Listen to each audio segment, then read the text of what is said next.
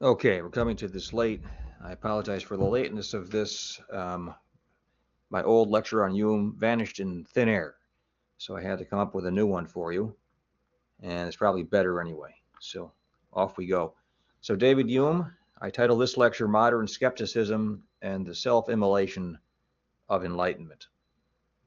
So let's do a little biographical sketch. David Hume was born in Edinburgh, Scotland. That's how you pronounce that, Edinburgh, Scotland, in 1711. He was raised, however, in a town called Nine Wells, also in Scotland.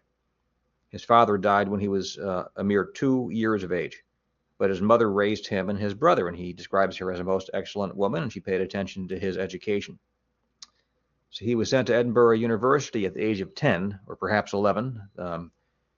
The records aren't exact on this point, but it was noted how intelligent he was, and so it was decided that he would gain or be given a university education in order to prepare him. Well, in those days, if you got a university education, you would then either become a university teacher or enter the Anglican Church as a clergyman, or become an attorney, or become a medical doctor, right, enter one of the professions, and so on. So it was proposed that he follow a career in law. He rejected that and chose rather to read in classics. So this is the university track, correct? Wanted to be a guy like myself, rather, um, to put it more accurately, I've emulated David Hume in having pursued an intellectual life. It's just that I got a university position and he did not, even though he's less smarter than I am, because of his the controversial character of his views. Okay. So he devoted himself to philosophy and to working out what he called his new scene of thought, certain things. Basically, he's developing a kind of skeptical philosophy, um, and he takes it very, very far. That's why I called it the self-immolation of enlightenment. He takes things so far, one wonders if one's not going to lose everything with David Hume. But let's see. So he worked out his philosophy and his thought in La Friche, France, where his small income was sufficient to live. His income wasn't really good enough for his getting by in Scotland. Perhaps he would have to he would have to live off his brother, who was older than he was and who inherited most of the money from the estate. Okay, so in France, he continued his philosophical education. There's an individual named Malebranche who was, by all accounts, the successor of Rene Descartes with respect to something rather closely resembling genuine Cartesianism, as opposed to Spinoza, who in some respects looks pretty close to Descartes, but innovates in such ways that normally he's not described straightforwardly as a Cartesian. Malebranche, he is described as a kind of Cartesian. Bayle, he was a skeptic, and so he would have had an influence on the young David Hume. Okay, well, there Hume also attended the Jesuit university that was attended by Descartes himself. He would go there and he would wrestle with him conceptually. So he was an argumentatively. So he was a very he was a philosophical genius, folks. Right. So there he would wrestle with the Jesuits, who normally aren't slouches, right? The rather well-educated persons. And when you go into the literature that doesn't make it into an introduction to philosophy course, and you find these great philosophers in correspondence with the luminaries of their day, whose names most of us don't know except guys like me, because I do this for a living, you find that there's really a vigorous exchange going on back and forth. And the people who Hume criticizes and later Leibniz criticizes, the people like that, these people are not pushovers by any stretch. And so it's actually worth going back to some of that literature and looking at it. You would have to do that in a course succeeding this one, right? We don't have time to do all that here. So Hume became an atheist, and this became an obstacle to his university career because you couldn't really be an atheist in the 18th century, at least not an open atheist, and enjoy any kind of success in basically in any area whatsoever. You had to, it was understood, but there were plenty of atheists back then. Let's be perfectly frank about that. But you just had to wear your atheism very lightly. You had to attend church on Sunday. You had to be polite about the matter. you couldn't stand on the street corner, trying to persuade people that God doesn't exist, sort of thing, because we're looking at the context of Great Britain. In Scotland, it was the Presbyterian Church, particularly. So in Scotland, the Presbyterian Church and its particular doctrines, which is this peculiar species of Calvinist Christianity, well, that was that formed the substance of the consensus about justice and goodness that held that society together, right? And to challenge that upsets people, just as if someone were to challenge our Bill of Rights here in the United States, and it's being challenged. There's an open discussion now, if you can believe this, there's an open discussion about whether or not democracy is even good. The argument is that democracy is too dangerous. It allows too many dangerous people to enter into power, and so we have to curtail democracy. Well, best of luck if we get rid of democracy. What do we do then? Then we're under the thumb of other persons who make the decisions from that point forward, and we'd better darn hope that those are virtuous, even angelic people. And the chances of that happening are pretty close to nothing.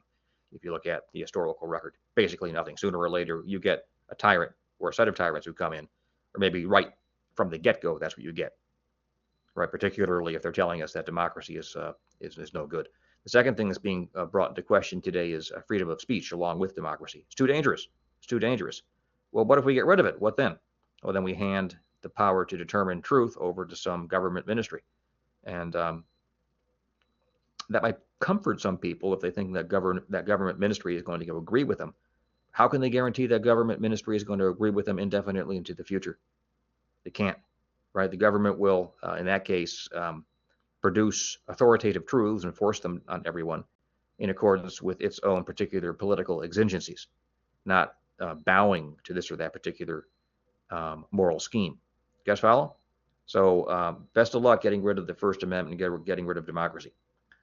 Okay, so at the age of 23, David Hume began working on his treatise on human nature. In this, he joined himself to the tradition of British empiricism, initiated, should be a D there, by John Locke, and carried on by Bishop George Berkeley. So this whole tradition of British empiricism depends upon René Descartes, and the chief contribution, or the foundation Descartes laid for British empiricism is that we don't have direct access to things, right?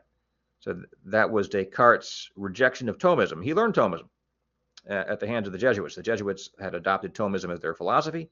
They taught it to thousands of people. Descartes was not convinced, and he arrived at his own independent philosophy. Now, I went through Descartes, and I found a number of problems with his philosophy, okay? And I leave it to you guys to, go through it. You have my lectures. You can go through it again. You can look at another secondary source. You can write on Descartes and wrestle with it and see where you end up. So John Locke, he picks up this idea. We didn't talk about his epistemology, but he also believes that the immediate object of consciousness is effectively a representation of the object. He calls it an idea, a representation. We don't have direct access to the object. George Berkeley says, yeah, that's right, and there are no objects outside of ideas. There's nothing but ideas. It's just that they're so perfectly organized and arranged that we draw an inference naturally from our experience of ideas to things existing apart from our ideas. And then George Berkeley says, but you can't give us any example of anything existing apart from our ideas, because to refer to such a thing would be to make it into an idea. And so therefore there is no such example, and there's no evidence for the existence of anything apart from our ideas. So Berkeley ends up posing a rather difficult problem for subsequent philosophers. Truth be told, there aren't many followers of George Berkeley, and we'll talk about Kant. Kant has an interesting argument, which is an effort at refuting Berkeley. Okay, so anyway, our friend Hume, who's the third British empiricist, published his treatise on human nature in 3 parts from the year 1739 to 40. So in 1746, he accepted a post as secretary to Lieutenant General James St. Clair and accompanied him on a diplomatic tour of Austria and Italy. He became librarian for the Edinburgh Faculty of Advocates, that's attorneys, right, in 1754, and there composed his 6-volume History of England. which secured him financial independence. Incidentally, had David Hume not written a word of philosophy, or had all of his philosophy been burned in the fireplace, but his History of England preserved, he'd still be famous, because his History of England is widely regarded as a literary masterpiece and as one of the great works of history in the entire history of producing works of history. Okay, so we have Herodotus and Thucydides in Greek antiquity, and we have Livy, and Polybius and Tacitus. I guess they would have said Tacitus back then. In effectively Roman antiquity, and there are other great figures. Okay, and then we end up down the line with David Hume. So he's a great historian too. So Hume stayed in Paris from 1763 through 66 as secretary to the French ambassador, and became a sensation in the French salons. This is an interesting historical episode here, because here's a skeptic who is widely celebrated in these French salons, and we know this is the period leading up to, we're still 20 years away from it, 23 years away, to the French Revolution. But ideas take a while to, once you sow an idea, it takes a little while for that to come to fruition. And some of that Humean skepticism could have cooperated with other ideas, for example, supplied by the French physiocrats and by Jean-Jacques Rousseau, to form a social climate within which persons could begin to contemplate overthrowing the entire received social and political order and religious order of the Ancien Regime, right?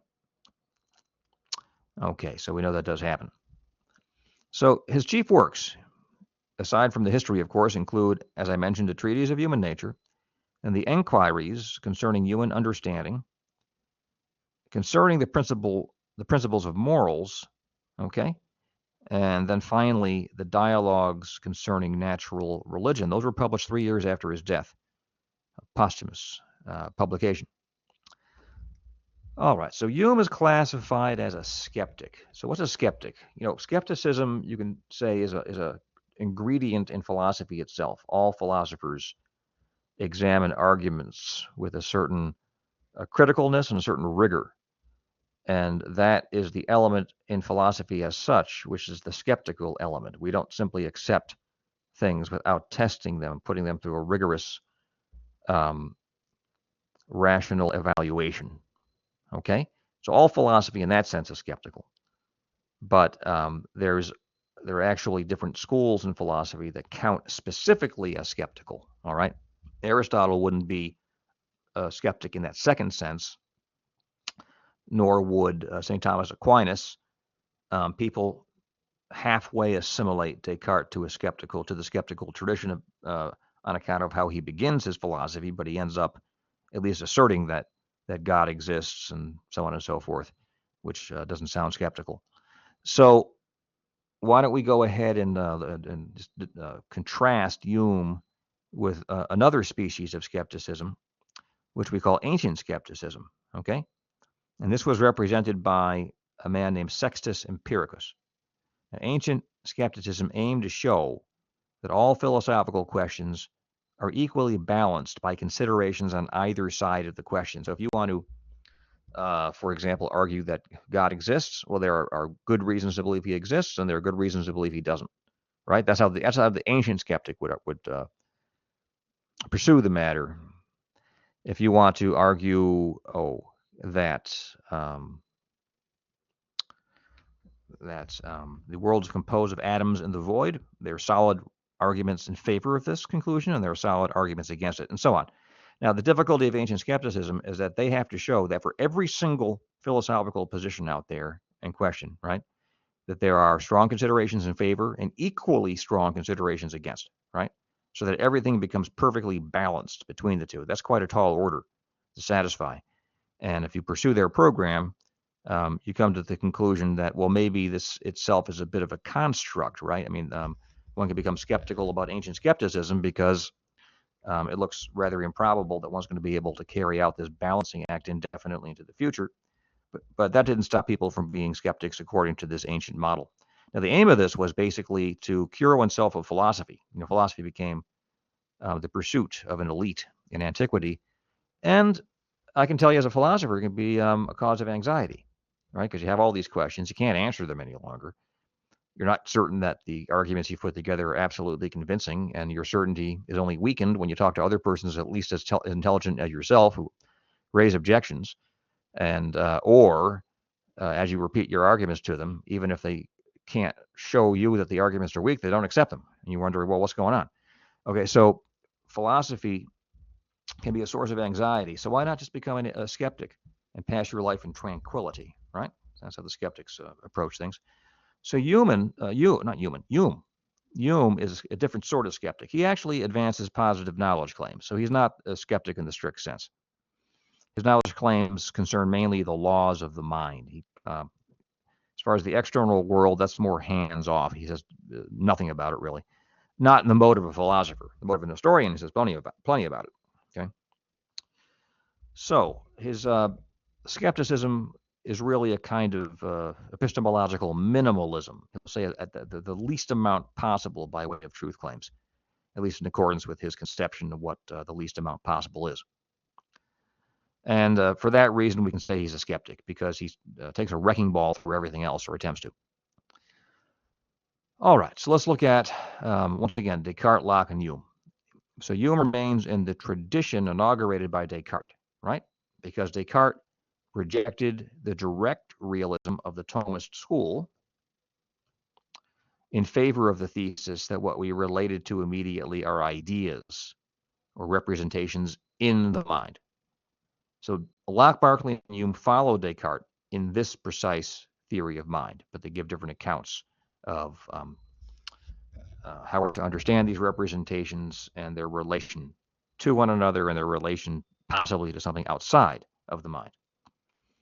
So is an idea an exact representation of something outside the mind? That's a serious question. I'm asking you questions now about this to see if we can get a purchase on this whole tradition.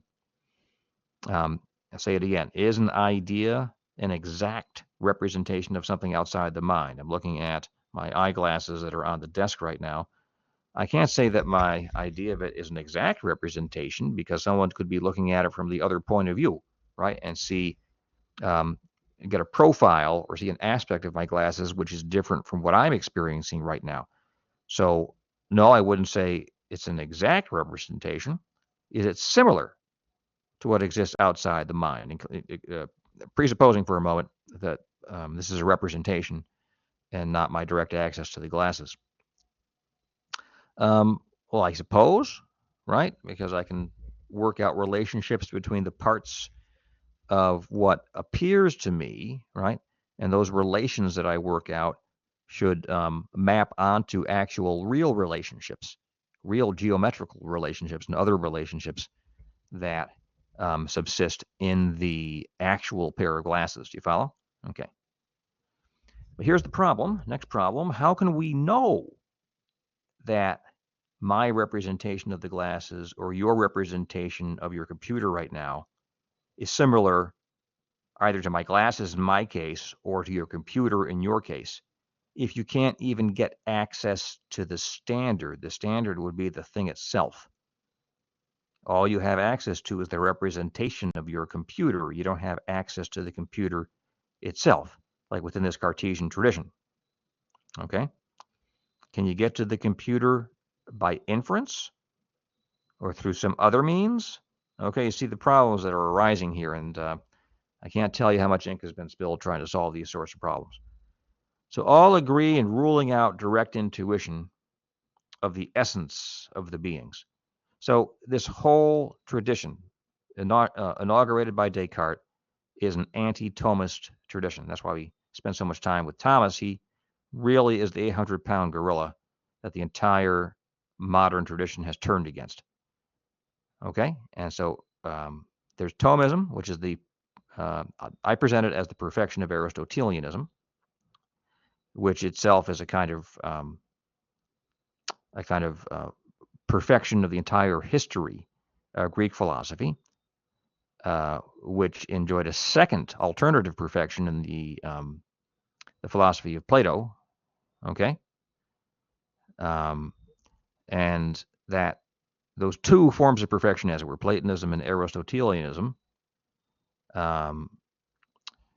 alongside which we encountered Democritianism, right, which came to fluorescence with Hobbes and the theorists of the 17th century.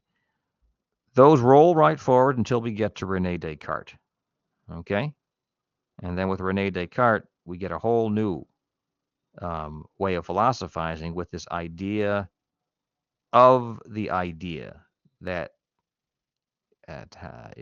imposes itself or inserts itself between our own consciousness or one's own consciousness and the thing of which one supposedly is conscious. Because you're not directly conscious of it anymore. You're conscious of your idea. That's the real revolution right there, okay? Anyway, so that's why all these modern thinkers agree in ruling out direct intuition of the essence of the beings. Thomists argue, as we already have seen, that the very act of judgment requires the assumption that we have direct access to the beings. And there's no alternative to that from their point of view. So that's so I'm setting you guys up to think about this, right? I'm not trying to say you have to think one way or another. I'm showing you the alternatives so you can start wrestling with this and figure out where you're going to land. So now,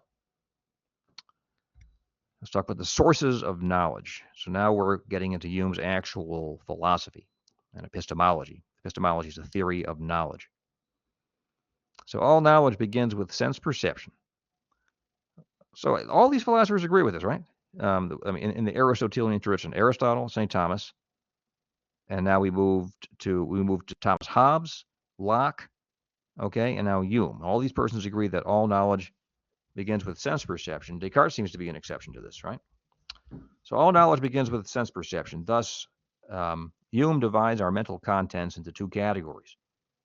First, there are impressions, and impressions are, for example, sensations of things with a shape and a color, and smells and sounds, tastes and tactile qualities like warmth and coolness and roughness and smoothness and the like. But impressions can also be the experience of desire. Sometimes one desires to eat something so intensely that one has an experience, that one feels it. Or various emotions, sorrow, joy, love, hatred, okay, and the like, fear, anger. So sensations are what he calls primary impressions, okay? Sensations are primary impressions. So there's a typo here, and I don't want to mess up your way of looking at this. So I'm going to fix the typo. There we go. And we're going to get right back into it, I think. Oh, I think it froze on me. Can you believe this? I'm going to get back in there sooner or later from the current slide. There we go. Yeah, so desires and emotions are secondary impressions. Now, why does he call those secondary impressions? Because he describes them as reactions to primary impressions. I'm sure you've had the experience of just experiencing an emotion suddenly without some accompanying sense perception, right? But generally, emotions and desires are kicked into actuality by some sense perception, correct? You fear a bear because you see it, not because the bear doesn't appear because you experience fear, right? Likewise, you desire to eat a muffin because either it's there in your sense perception or because you have an idea of a muffin drawn from past impressions, okay? It's not the case that you conceive a desire and then a muffin comes into existence or the entire species of culinary entity that we call muffin comes into existence. That's not how things work. All right, so impressions are contrasted with or distinguished from ideas. Now, an idea, that's just a decayed impression. So if you look at your computer, it's very easy to see what an idea is, to grasp it immediately. Look at your computer. Now close your eyes, and you'll have an image of the computer, but however very faint, and it's kind of becoming indistinct and maybe fading away. So an idea is simply a decayed impression. So the difference between impressions and ideas is one of relative force or vivacity. Hume likes this concept or this term, vivacity. An impression is maximally vivacious, an idea is rather significantly less vivacious, unless you have an extremely powerful imagination, okay? All right, so all impressions are ideas. Let's see, and ideas, excuse me. All impressions and ideas are subject to the distinction between the simple and the complex. All right, so you can have a simple impression. You can have a complex impression. So a simple impression would be the impression of a single color. I'm looking at my book right now. I see green on it. I can just focus on that. That's simple. But when I conjoin the green with the shape of the book and I touch it and I realize it's solid, right? It's resisting my pushing on it. I now have a complex idea of this book. The book as such is, as it were, a conjunction of impressions forming a complex idea. An impression, well, hold on a second. I have to back up for a second because the book given to me right now is an impression, and I'm experiencing its solidity, I'm experiencing its color, I'm experiencing its shape, okay? That makes for a complex impression, but I can decompose that complex impression into the color, into the shape, into, as it were, the experience of its resisting, its solidity, as it were. It's the experience of its resisting my attempt at squeezing it into a smaller space. Okay, so an impression can be simple or complex. So pardon me if I didn't get that, didn't make that clear or I misspoke. Likewise for an idea, all I have to do is close my eyes and I have the same sort of similar conscious experience of that book, only one that's faded now and which can, the parts of which can be rendered simple and the complex of which is obviously complex. So Hume introduces in his treatise, he introduces what Hume scholars call the copy principle. So let's think about that.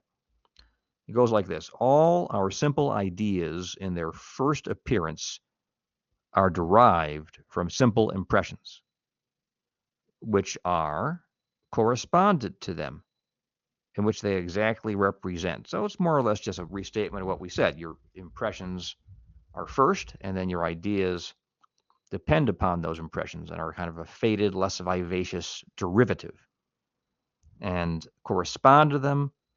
He says they exactly represent them. Okay, well, if they're fading, maybe some little modifications can enter, but at least they approximate to an exact representation of the impressions.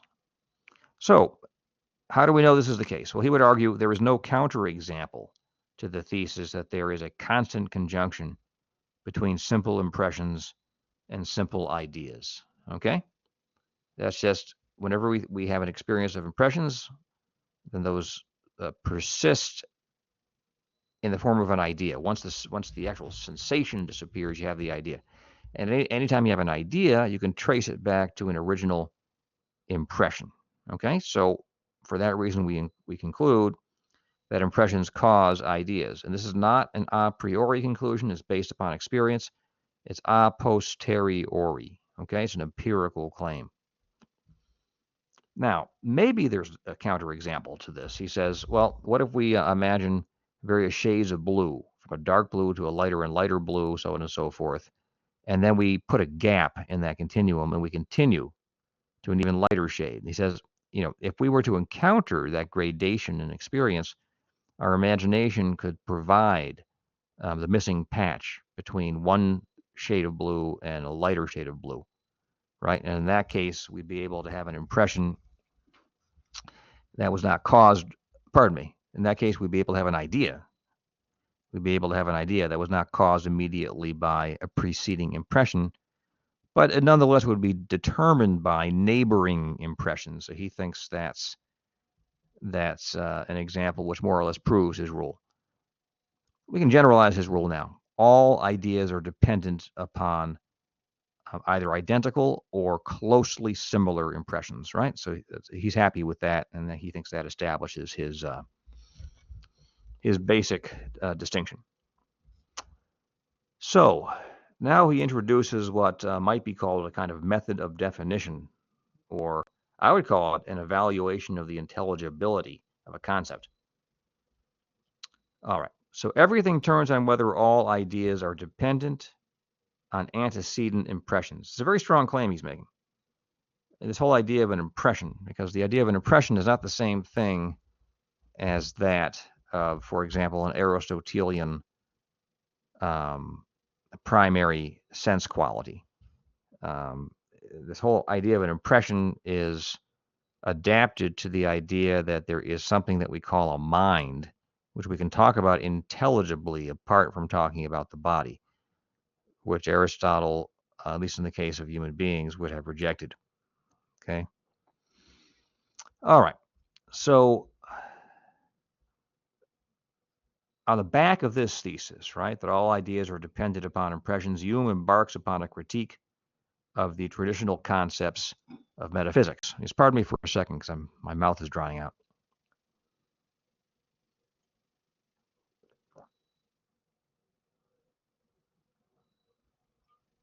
Okay, so he claims the concepts of substance and therefore of accident. Okay, we could add mode, the difference between potentiality and actuality, though I didn't type it into the PowerPoint. Cause and effect, particularly, cannot be traced back to any original impressions. And so I'll put it strongly right now, so we're meaningless. Though he'll try to resuscitate the ideas of cause and effect fairly soon. But mathematics also contains abstract conceptions, right? And these we use quite successfully in application to the objects of sense experience, by means of um, mathematical propositions and calculations that we're able to amplify our control over the world, right? So how are we to justify this notion of mathematical relationships, given that we don't acquire them from any original impression? Okay, so let's see if he can address that for us. He will give us a little distinction. I'm not certain it'll help. So I want to start out by, or continuing really, but I want to start a certain line of reflection here. I want us to think about the idea of cause and effect. Now, Hume perhaps is most famous for his analysis of the ideas of cause and effect. Okay? So consider the event of one billiard ball striking a second billiard ball. So what are the impressions? Okay, what are the impressions? So there's the first, well, actually, there's the stick hitting the ball. I didn't even put that down. There's a stick hitting the ball, the sound produced when the tip of the stick hits the first ball. Okay? So those are not even in the PowerPoint. Just assume those. Then we have the first ball moving. Then we have the first ball striking the second ball. It's the second impression. Then we have the first ball recoiling. We have the second ball moving. And of course, we had a cracking sound when the first ball hit the second ball, right? So we have a total of actually 7 impressions, 2 of them not on the screen. So here's the question, where in all of this is there an impression of a causal power being expressed at the moment of contact? All right, so, well, I don't see one, do you? But let's draw some further distinctions, and then we'll come back to this problem of cause and effect.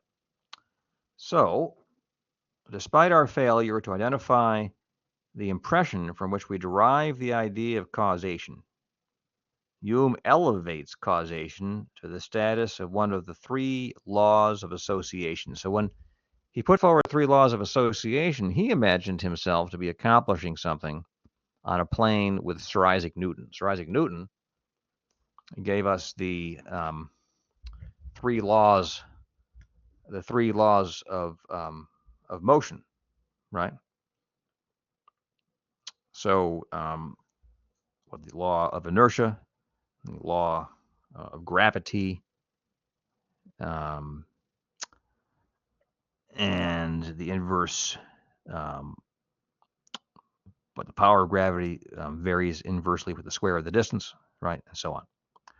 So a law of association is a gentle force which commonly prevails, okay? A gentle force which commonly prevails in this kind of mushy area of the mind, by which one idea suggests another. So let's look at these principles of association. The first one is similarity, okay? So if you see two flowers that resemble one another, you're going to associate them in your mind. And your mind will do this spontaneously without you having to organize the information in your mind. It just kind of happens, right? Look at all the ideas we succeed in forming, general ideas on the basis of similarity. So Hume is ultimately a kind of nominalist, right? There are particulars, there are no universals, and then we organize our experiences of particulars into groups, right, on the basis of the criterion of similarity, and then we can come up with, at our discretion, a name that we apply in common to all of these things, which in fact are similar. Okay, so now there's a second law of association, which he calls contiguity. Shouldn't be an N there, contiguity. And there's temporal contiguity. Okay, so, I don't know, let's say the Red Sox won the World Series, and then you got a stomach ache, a stomach flu. For the rest of your life, you're going to associate the Red Sox winning a World Series with you're getting a stomach flu, right? Because the second thing followed the first thing. And we're all from Rhode Island here, right? So let me think about this for a second. We can think about, I'm trying to think about some principle of contiguity here. So when I think of the Providence Place Mall, okay, what do I think about? I immediately think of that road behind the mall that leads over to Dean Street. I forgot the name of it. It's split down the middle. Okay, so in virtue of spatial contiguity, we form those sorts of associations of ideas. We have similarity and contiguity, and now we come back to causation, and that'll require some lengthier analysis. Let's get into that. In order to get into that analysis, it seems like I'm circling the question here, but we have to, in order to follow Hume, we have to get some more stuff on the table. We have to look at this further distinction. So this is the distinction between relations of ideas, for example, a triangle, that's one idea, and the interior angles equally 180 degrees. That's the second idea. Okay? Denying a true relation between ideas produces a contradiction. So if you say a triangle is a figure, the interior angles of which equal 190 degrees, that's like talking about a round square. Okay? That's a self-contradictory notion. So we contrast relations of ideas, however we get those, okay, from matters of fact. So what are relations? I mean, how do we get them? It must be an impression, right? If we're thinking about a triangle, it has to be an impression, but an impression that we haven't gained from our commerce with the world. It's an impression we produce on our own. Interesting. Okay. But then there are matters of fact, and this concerns factual relations in the world requiring direct sense perception. So denying a true statement of a matter of fact produces a false statement, but it's not a contradiction. Okay? I can say that you are, this may be true in your case, but you are a native of the South Pole. Well, no one's a native of the South Pole, but put that to one side. You are a native of the South Pole. Well, that's false, but it's not a contradiction. I mean, it's possible that your parents were scientists and they had some kind of camp set up on the South Pole, and they had an unusually effective heating system down there. You guys were able to survive, and you drilled down and were able to go fishing or something. Who knows? So here we go. But it's a continent, right? How would you go down? Somehow, they would fly food down there. They would just do a flyover and drop food, and you managed to do it. Okay, so it's false, but it's not a contradiction. So let's return to the billiard ball example now. Can one infer from the idea of one ball striking a second ball the idea of the second moving? Okay? As one can infer from the idea of a triangle, the idea of its angle summing to 180 degrees. And you might have to perform some intervening calculations to get to that second conclusion, but you can do it in accordance with deductive rigor. That's the important point. Okay? Well, clearly you can't move from the idea of one ball striking a second to the idea of the second one moving. These are two distinct ideas, all right? And it's perfectly conceivable that one ball strike the second, and the first one come to a complete stop, and the second one not move. You guys follow? So the idea of one ball striking a second ball is compatible both with the idea of the second ball moving and with the idea of the second ball not moving. Logically, all of these options are compatible. Guys follow? Okay. So let's look more closely at this. So reasoning about causal connections does not belong under the category of relations of ideas. We rule that out immediately. We're not talking about a priori reasoning as obtains in the domain of mathematics. So it has to belong to the category of matters of fact, because there are only two categories. That a lot of, Hume's argumentation depends upon his making these distinctions correctly. They have an initial plausibility, but philosophers can go on and disagree with them, which we're going to see Kant does. Hence, causation is really a matter of constant association between two or more impressions. The impressions of striking, that's one impression, and cracking, of course, on the one hand, and recoiling and moving on the other. So there's this event of constant, or fact of constant association. That's what's really important. So this reasoning should hold even with respect to a raspberry one crushes between one's fingers. Let's look at that, because if so long as we're thinking about billiard balls, cracking and striking and moving, we're going to assimilate everything in the world to a specific type of cause-effect relationship where we think that intuitively we think that the cause-effect relationship is quite plain and vivid and right there, like you can see it happening, as it were, right? And it turns out you couldn't. So how about the raspberry you take between your fingers, you gradually apply pressure to it, and eventually you crush it. So one believes that one feels the power. This is why I chose this example. This is not Hume's. This is Dr. Shikiar. One believes that one feels the power whereby one crushes the raspberry. Okay? And so you might say, now I have a sensation of the causal power that accompanies my perception of the crushing of the raspberry, and so I've refuted Hume. But let's not give up on Hume's behalf. Let's see if we can save his account here. Perhaps there is a deception here, right? The movement of one's fingers is one impression. That's one thing. The feeling of exerting force is a second impression. Now, they're correlated and contemporaneous with one another, but they are two distinct impressions. And it's two distinct simple impressions. You compose them, of course, in a complex impression. Now, the raspberry being crushed is a third impression, okay? And, of course, the whole thing seems to happen at once. You see your fingers moving, you feel the crushing sensation, and you see the raspberry being crushed. And so we have a kind of complex impression composed of at least those three elements. So we take the feeling, correct me if you think I'm mistaken, but I say we take the feeling to give us access to the causal power, linking the movement of the fingers to the crushing of the raspberry. Now, you might argue that the feeling is nothing more than another impression from which nothing else can be inferred.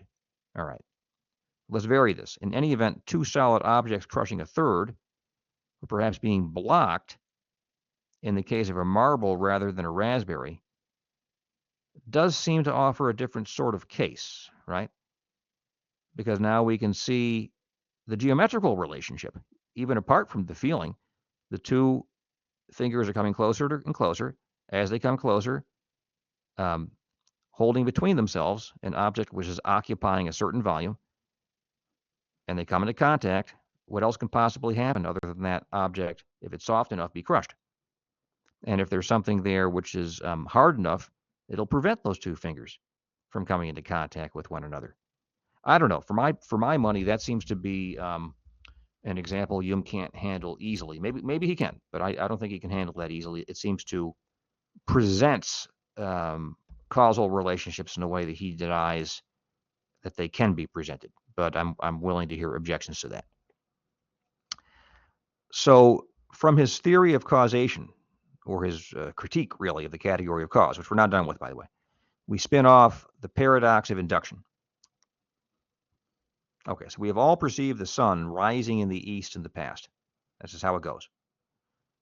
On what grounds may we infer that it will arise in the east tomorrow and not in the west? Why shouldn't it arise in the west? Or why shouldn't it go flying off into deep space? why should it rise at all? Okay. Okay, so we may argue that generalizing from the past to the future has usually worked in the past. Not always, but particularly in the case of the sun, we've successfully predicted our whole life long the sun's going to come up the next day because we made all of our plans around that assumption, right? But here's the question that Hume would ask us to pose. How do we know that generalizing from the past to the future will always work in the future? In the past, when we've generalized from the past to the future, it's worked out. Do you guys follow me?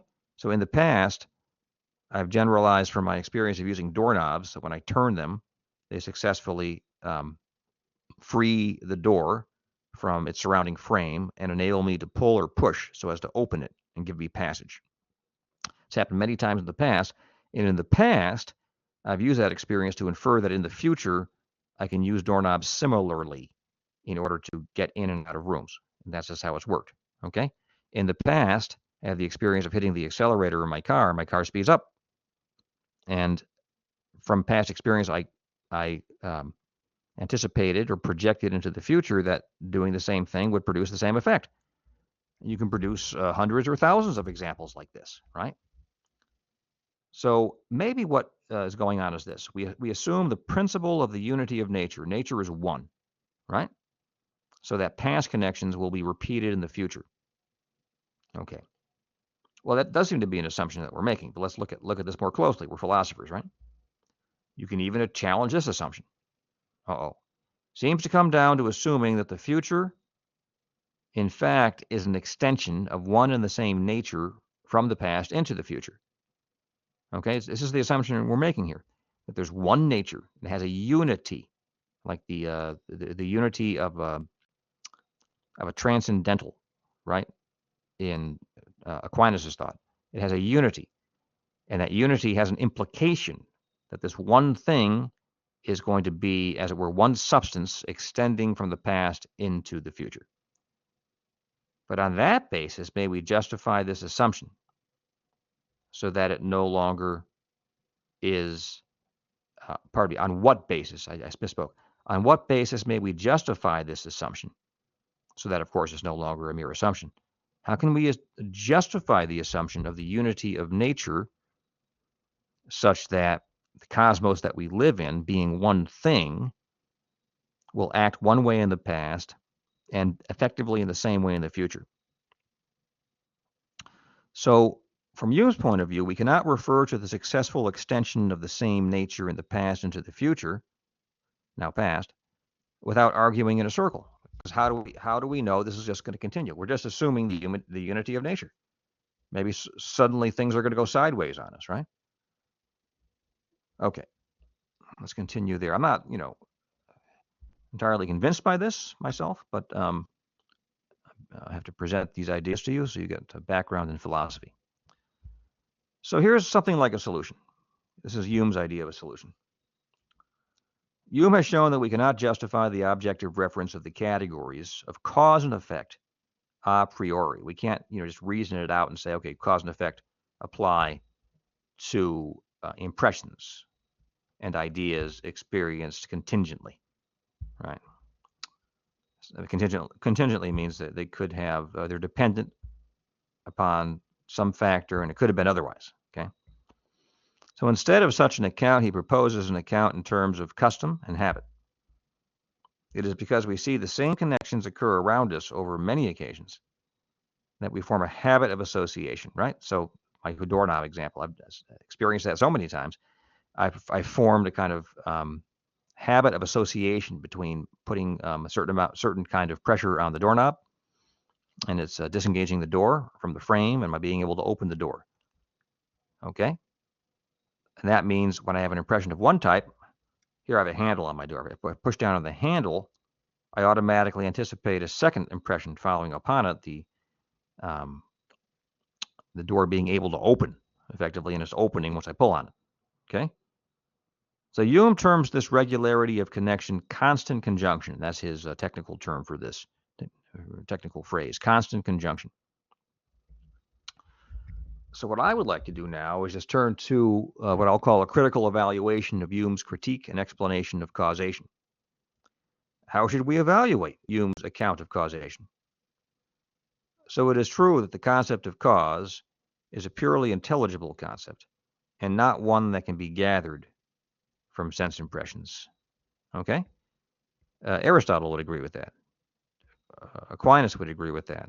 Descartes would agree with that. Of course, this is a purely intelligible concept.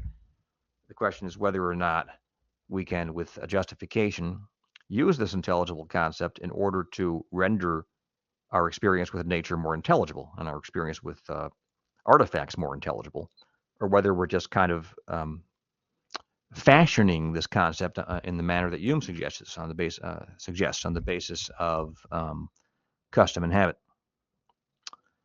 All right, so perhaps Hume is inferring that there are, in fact, no cause and effect relations between impressions. It's possible he's saying that. It's not clear what he's saying about this. But this claim stands in contradiction to his account of the laws of the mind, for he has claimed that similarity in effect determines the mind to associate two similar impressions, right? That's a kind of causation. For example, that of a poodle and that of a Doberman. So, both of them have 4 legs, they bark, they're quite different sorts of dog, but they're close enough, and so we put them in the same genus of dog. Likewise, he has argued that contiguity in time and space, in effect, induces the mind to associate two distinct ideas with one another. Like my ideas of, how about this, Kennedy Plaza and Providence Place. They're close enough. Okay? So, but what else is this than causation, right? I mean, there's causation going on in the mind here. So there is causation, isn't there?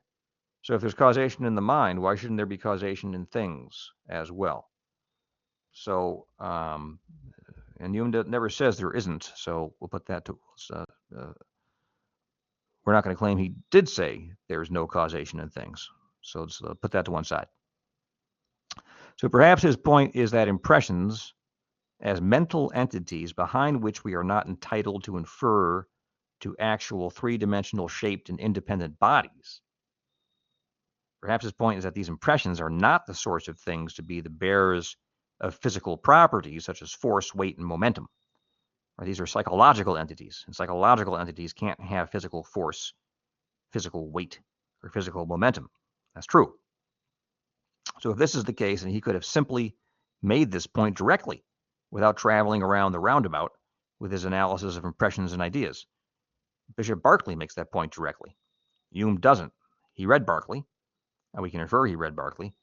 And the fact he doesn't make that point means he's not making that point. That's not his argument. So we put that to one side. So we are led to consider the possibility that his view was that there are in fact causal relations in things, but that we are not equipped to discover them. In place of their genuine discovery, we are relegated to relying upon custom and habit based on the constant conjunction of things contiguous in time and place. So you see how this category of causation really reduces to contiguity in time and place, right?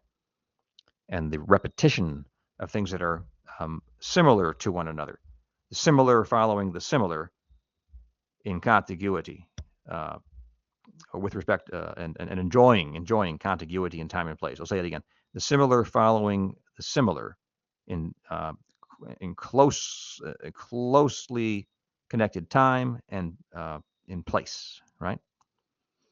Okay, so hence I conclude that no impression of a causal power or its expression is necessary to justify the objectivity of our conception of causes present in and operative. Let me see here. I think something disappeared. Something from my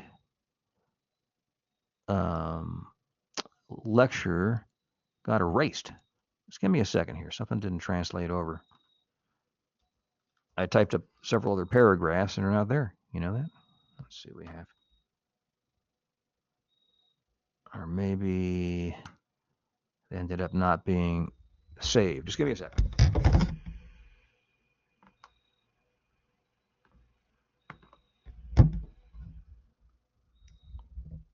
That's interesting. Somehow they vanished. But I can explain what I wanted to say anyway. So we're going to have the similar following the similar over and over again. Okay, so we have one sort of event. For example, you put your finger on some hot metal, and then you get a burning sensation.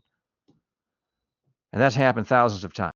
It's happened to other persons a few times. It's happened to other persons a few times. And it's happened with great regularity. Okay, so the chance, let's look at this from a probabilistic point of view now, because the chance of the second impression of a uniform character, based on similarity, of course, the burning sensation, following from the first, right? The fact of the random chance of one sort of impression following from another impression when there's no intrinsic connection between the two, right? That chance is remote. You have one sort of impression, and then we ask ourselves, well, what would follow from this impression, given that there's no conceptual connection between it and any other impression? There's no conceptual connection between putting your finger on the stove and experiencing a burning sensation. Those are two different impressions. So the probability looked at abstractly, because we're encouraged by Hume, even required by Hume to think about things this way. This isn't me, just imposing my perspective on Hume. This is his perspective. The probability of any impression taken at random following a given impression is absolutely remote. And if it does happen, it just happened. It's a brute fact. Okay, so the probability of it happening once is remote, because anything could have happened. Anything could have followed the first impression when you consider the external relationship between impressions. Goodness, and it happens the second time. Now, if you know how to calculate probabilities, you have to multiply those two with one another.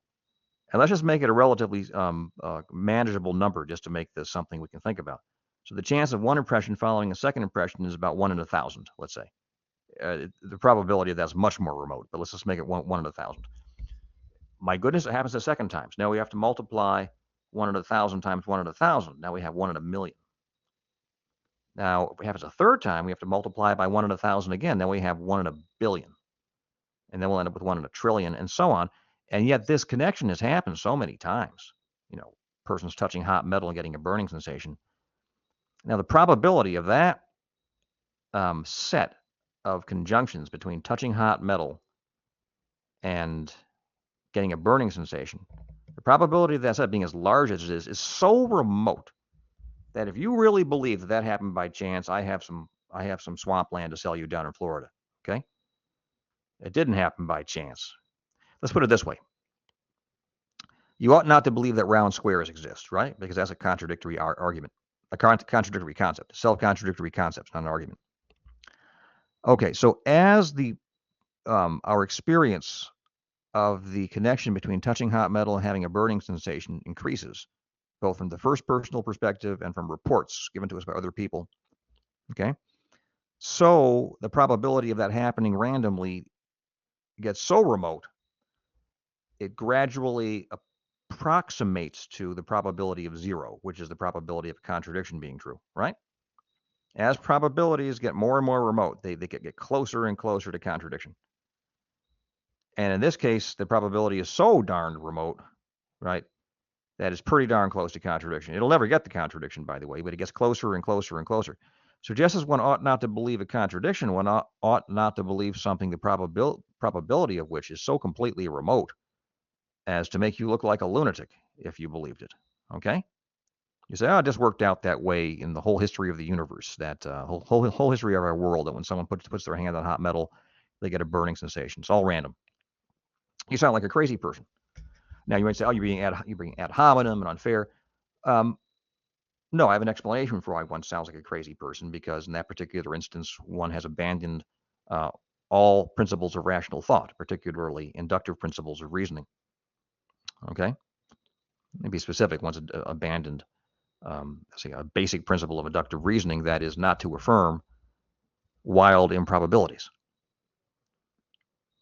So in that case, we are entitled to actually infer that there's a causal connection in the things that accounts for the fact that there has been this uniform connection. And if there has been a uniform connection, that means that uniform connection exists in the things, right?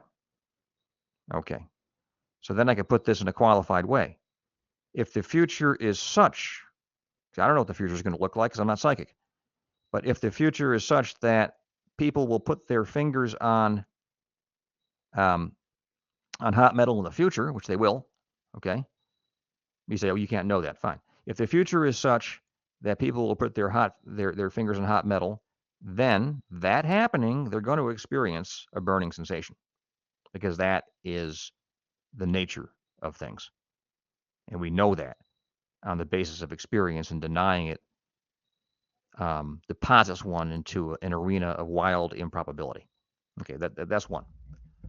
Number two, if things just happened one after another without rhyme or reason, we'd be living in a universe of absolute spontaneity. That means one thing would happen in an uncaused way, and a second thing would happen in an uncaused way. There would be nothing but a series of things popping into being, not in accordance with any kind of prior cause, but as it were, without cause, which conceptually is indistinguishable from, as it were, emerging out of nothing. You say, no, it's not emerging out of nothing because there was something there. But the fact there was something there is contingent. The fact that there was something there is, that's a contingency. Nothing need have been there. It's a matter of total indifference, right, from this point of view. So someone, puts his finger on hot metal, then he experiences a burning sensation. Well, it's equally well possible, given this Humean way of looking at things, that the person didn't put his finger on anything. As a matter of fact, that nothing existed at all, and that suddenly everything popped into existence with a person with a burning sensation as part of the big scene that popped into existence. You follow? But now I say this. That's inconceivable. You can't think of things just popping into existence out of nothing. Now, it's different if you have an infinite power like God who creates the universe. That's easy for him to do because the universe is less than he is. You follow? So if something's infinite, it can effortlessly create what's finite. And then we call that a creation ex nihilo because there was nothing prior. There's no material prior to the finite universe from which the universe was fashioned. The universe was fashioned form and matter at once, if you remember from St. Augustine. And I see no conceptual difficulty there because what was brought into existence didn't pop into existence out of nothing. It was the product of a creative act on the part of an infinitely perfect being that as such cannot be limited in any way by what is finite because it's infinite. And so it's generating the finite is an option for it. Okay? And so we could do it. So there's no difficulty there. But things popping into existence out of sheer nothingness, no God, nothing. That's inconceivable, I say. Okay? And David Hume's philosophy commits us to that possibility. So that's why I think it's false. However, I encourage you to think about it some more and see where you end up. And I will wish you guys a very good weekend. And I will speak to you, speak to you on Monday about Immanuel Kant. Do your reading. Now, a little word of warning. Immanuel Kant's a bit technical, okay? Be patient with yourself. Don't worry, don't get stressed about it. If you are worried, go to the Stanford Encyclopedia of Philosophy online. They kind of strive to make things relatively clear there because they understand that now thousands of undergraduates are using them. And that could probably give you a little leg up in your understanding of Kant. I'll do my best to explain how things break down. I did my undergraduate 50-page thesis, 40-page thesis on Kant, and wrote another 40 or 50-page paper on him as a graduate student. I submitted for a prize, didn't win, but I put a lot of time into that essay, so I know Kant pretty well. All right, guys, have a great weekend, and I'll see you Monday.